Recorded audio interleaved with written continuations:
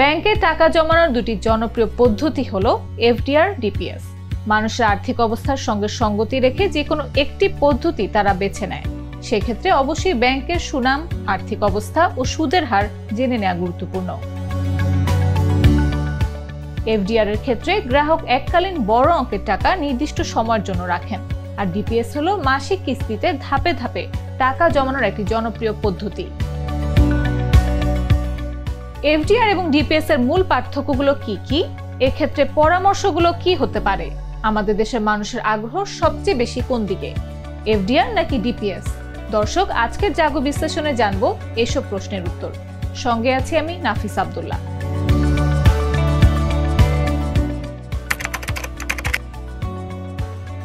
যদি আপনার কাছে কিছু বাড়তি টাকা থাকে যা স্বল্প থেকে মধ্যম সময়ের জন্য বিনিয়োগ করতে চান এবং ঝুঁকি কম রাখতে চান, তাহলে এফডিআর একটি নিরাপদ ও নির্ভরযোগ্য উপায়। অন্যদিকে যারা সীমিত আয় থেকে নিয়মিতভাবে অল্প অল্প করে সঞ্চয় করতে চান, তাদের জন্য ডিপিএস সবচেয়ে সুবিধাজনক।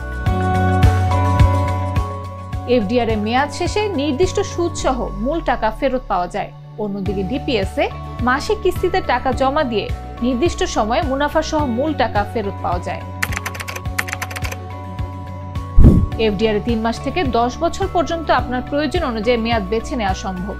ডিপিএস এর মেয়াদ 2 থেকে 20 বছর পর্যন্ত। অনেক ব্যাংক এফডিআর এর বিপরীতে ঋণ সুবিধা দেয়। জরুরি প্রয়োজনে জমার 90% পর্যন্ত টাকা ঋণ হিসেবে নেওয়া যায়। ডিপিএস এ কিছু ব্যাংক বীমা সুবিধা এবং ঋণ সুবিধাও দেয়।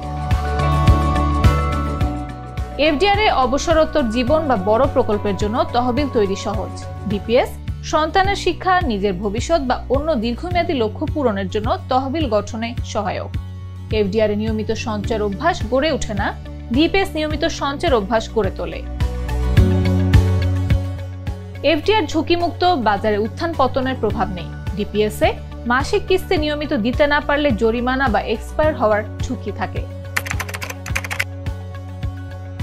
যদি সম্ভব হয় দুটি পদ্ধতি মিলিয়ে চলুন, যেমন বড় অঙ্কের টাকাগুলো এফডিআর এ রাখুন আর মাসিক কিছু আয় থেকে ডিপিএস করুন। সুদের হার ও শর্তাবলী ব্যাংক ভেদে ভিন্ন হয়, তাই বিনিয়োগের আগে একাধিক ব্যাংকের অফার যাচাই করুন। সুদের হারের দিক থেকে লাভ কম হলেও মাসিক কিস্তিতে জমা করা যায় বলে সাধারণ মানুষের আগ্রহ বেশি ডিপিএস এ। 2024 সালে নর্থ সাউথ ইউনিভার্সিটির school of business and economics এর এক জরিপের তথ্য তাই বলছে। জরিপে অংশ নেওয়া প্রায় 53% মানুষ সঞ্চয়ের জন্য ডিপোজিট পেনশন স্কিম বা ডিপিএস করতে বেশি পছন্দ করেন। সংশ্লিষ্টরা বলছেন, ব্যাংকে এফডিআর রাখতে হলে এককালীন অর্থ দরকার হয়, যা দেশের খুব কম মানুষেরই আছে। মাসিক কিস্তিতে নিজেদের খরচ থেকে টাকা বাঁচিয়ে ব্যাংকে অর্থ জমা করা সহজ, তাই দেশের সাধারণ মানুষের জন্য ডিপিএসই খুবই জনপ্রিয়।